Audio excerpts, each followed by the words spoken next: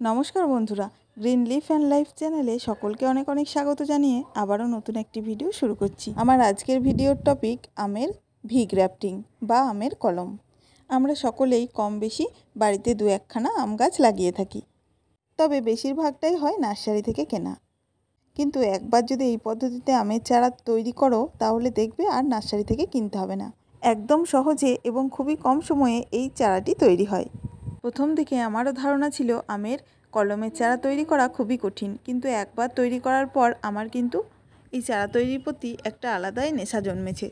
প্রথমবার সাকসেস হওয়ার পর আমি অনেক মাদার প্ল্যান্ট নিজেই তৈরি করে তাতে ইচ্ছে মতন সায়ন লাগিয়ে কলমের চারা তৈরি করে নিই। তাহলে চলো তোমাদের সাথে কিভাবে তৈরি করেছি তা শেয়ার করে নিই। প্রথমেই বলি, আম খেয়ে ফেলার পর আটিগুলো আমি এইভাবে গ্রো ব্যাগের মধ্যে বসিয়ে নিই। এই যে দেখছো, এখানে প্রচুর গ্রো ব্যাগের মধ্যে আমি একটা একটা করে আঁটি বসিয়ে রেখেছি, যেখান থেকে অনেক চারা গাছ মাদার প্ল্যান্ট হিসাবে তৈরি করব। আর এই বড় চারা গাছটি গত বছরের চারা, আর এইটার ওপরেই আমি এখন তোমাদের কলম করে দেখাচ্ছি। কেমন স্বাদের আম খেতে চাও তা কিন্তু মাদার প্ল্যান্টের ওপর নির্ভর করে না, তা নির্ভর করে এই সায়নটির ওপর।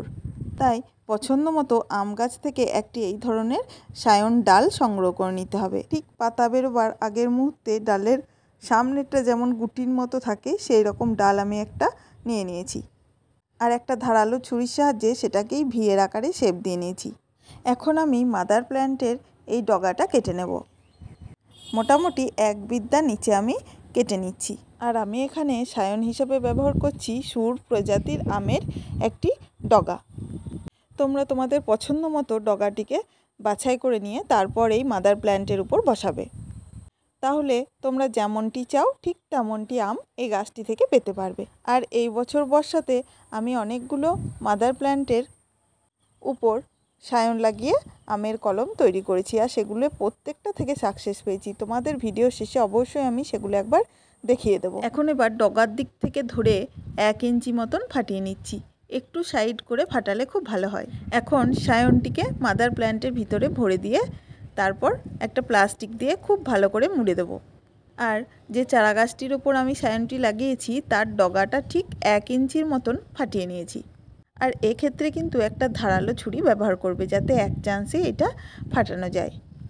তবে ছুরিটিকে খুব সাবধানে ব্যবহার করতে হবে, অনেক সময় আবার হাতে লেগে গিয়ে হাত কেটে যেতে পারে।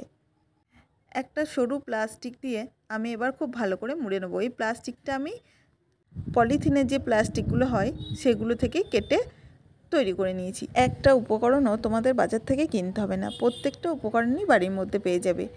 আর প্লাস্টিকটা খুব ভালোভাবে উপর পর্যন্ত জড়িয়ে নিয়ে তারপর গিট দিয়ে দেব। খুব বেশি হালকাও না, আবার খুব বেশি টাইট করেও না, মোটামুটি মাঝামাঝিভাবে এই প্যাকেটটাকে বাঁধতে হবে। কোনোভাবেই যাতে জল ঢুকতে না পারে ভিতরে, তাই বাঁধনটা একটু ভালোভাবে দিতে হবে। খুব সুন্দরভাবে বেঁধে দিয়েছি। এখন আমার কলমের জন্য চারা পুরোপুরি তৈরি। এখন আমি এটাকে সেমি শেডে রেখে দেবো, আর গাছটির গোড়ায় একটু জল দিয়ে দেবো। আর একটি জিনিস লক্ষ্য রাখতে হবে, গাছটিকে এমন একটি জায়গায় রাখতে হবে যেখানে খুব বেশি ঝোড়ো হাওয়া না থাকে। খুব বেশি নড়াচড়া করলে তখন আবার জায়গাটি জোড়া লাগতে চায় না। আর বিশেষ কিছু যত্ন এখন নেওয়ার প্রয়োজন নেই। চারাটি যদি সফল হয় তাহলে অবশ্যই 7 থেকে 10 দিনের মধ্যে উপর থেকে পাতা গজাতে শুরু করবে। আর তারও ঠিক 15 থেকে 20 দিন পর যেখানে প্লাস্টিক জড়িয়েছিলাম সেই জায়গাটার প্লাস্টিকটা কেটে দেবো। আর দেখো, তোমাদের বলেছিলাম ভিডিও শেষে যে কিভাবে আমি কলমের চারা তৈরি করে সাকসেস পেয়েছি তা দেখিয়ে দেবো। দেখো, এই চারাগুলো কিন্তু আমি আগেই কলম করেছিলাম, কি সুন্দর জয়েন নিয়ে নিয়েছে। আর তারপরে কিন্তু আমি প্লাস্টিকগুলো কেটে ফেলেছি। আর এখানে আমি অনেকগুলো চারা গ্রো ব্যাগের মধ্যে তৈরি করে রাখছি। পরের বছরে এগুলো থেকে আমি অনেকগুলো কলমের চারা তৈরি করতে পারবো। তাহলে বন্ধুরা, এখন থেকে আম খেয়ে আর আটি ফেলবে না তো? তোমরাও এইভাবে গ্রো ব্যাগের মধ্যে বসিয়ে নিয়ে তৈরি করে নিতে পারো কলমের চারা। আমার নতুন কোনো ভিডিও নিয়ে অবশ্যই হাজির হব। ততক্ষণে আমার চ্যানেলটিকে সাবস্ক্রাইব করে পাশে থেকো।